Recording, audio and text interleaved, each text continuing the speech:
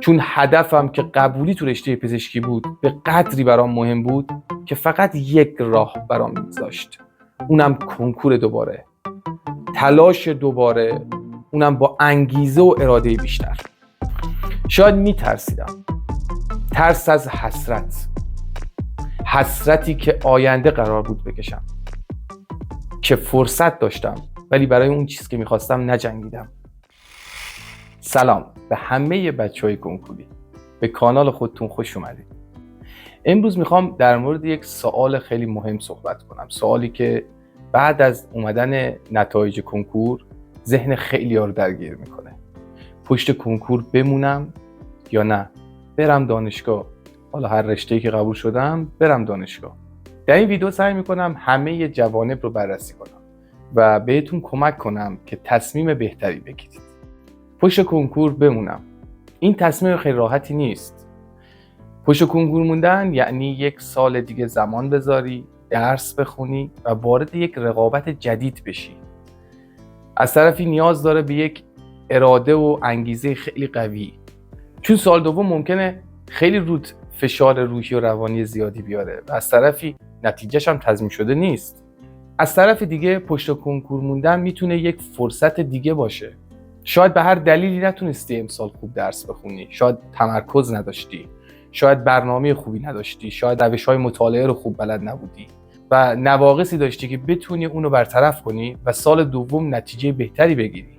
پس سال دوم میتونه فرصت دوباره‌ای باشه که با برنامه‌ریزی بهتر و انگیزه بیشتر رتبه خیلی بهتری بگیری. خیلی‌ها با تجربیاتی که از سال اول داشتن تونستن سال دوم نتیجه بهتری بگیرن، مثل خودم. سوالی که باید از خودت بپرسی اینه که آیا حاضری سال دوم با انگیزه و اراده بیشتر برای کنکور درس بخونی؟ خیلی از دوستات ممکنه وارد دانشگاه بشن و تو احساس کنی که از اینا عقب افتادی. این مسئله ممکنه رویت تأثیر بذاره و اگر درست مدیریت نشه میتونه بهت افت تحصیلی بده، بازدهی تو کاهش بده.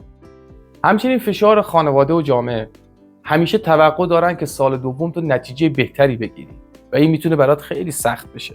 خیلی افراد که تصمیم میگیرن پشت کنکور بمونن، اواسط راه کم کم از این مسیر خارج میشن و انگیزه‌شون از دست میدن. حالا بیایم اون بعد دیگه قضیه. با همین رتبه، با همین رشته‌ای که قبول شدم برم دانشگاه. اگر تصمیم بگیری که با همین رشته‌ای که قبول میشی وارد دانشگاه بشی، یک مرحله جدیدی از زندگی تو شروع میکنی. وارد محیط دانشگاه میشی، با افراد و تجربیات جدید آشنا میشی. این میتونه به رشد فردی و اجتماعیت خیلی کمک کنه. از طرفی افرادی هم بودن که وارد دانشگاه شدن و به اون رشته علاقه نداشتن، ولی کم کم متوجه شدن که این رشته میتونه چقدر آینده شغلی خوبی واسهشون داشته باشه و کم کم به اون رشته علاقه‌مند شدن و خیلی هم تو این رشته‌ها پیشرفت کردن. تازه موضوع دیگه هم هست. تو میتونی توی مقاطع بالاتر تغییر رشته بدی. بچه‌هایی که پزشکی دوست دارن اینو میدونن حتما که آزمون لیسانس پزشکی داریم. من ویدیوی کاملشو که توضیح دادم براتون رو داخل همین کانال گذاشتم، میتونید برید نگاه کنید. در ضمن شرایط خانوادگی و شرایط مالی هم خیلی مهمه. آیا خانواده‌ات ساپورتت میکنن، حمایتت میکنن تا سال دیگه کنکور بدی؟ این سوالاتیه که باید از خودت بپرسی. بیایم یه نتیجه بگیریم. در نهایت هیچ تصمیم قطعی و واحدی برای همه وجود نداره و هر کسی شرایط خاص خودشو داره. اگر کسی مطمئنه که یک سال دیگه پشت کنکور موندن میتونه با انگیزه و اراده بیشتر درس بخونه و به اون رشته‌ای که علاقه داره برسه، میتونه پشت کنکور موندن یک راه منطقی باشه.